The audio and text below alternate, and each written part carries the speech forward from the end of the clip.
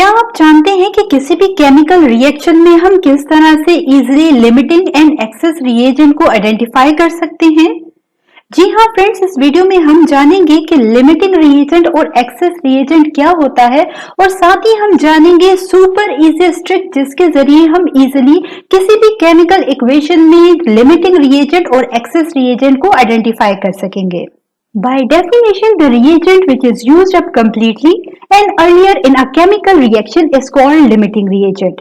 यानी किसी भी केमिकल रिएक्शन में वो रिएजेंट जो कि सबसे पहले और कंप्लीटली कंज्यूम हो जाए लिमिटिंग रिएजेंट या लिमिटिंग रिएक्टेंट कहलाता है। जबकि एक्सेस रिएजेंट या रिएक्टेंट वो रिएक्टेंट होता है जो कि केमिकल रिएक्शन के कंप्लीट होने के बाद भी कुछ हद तक बाकी रह जाए।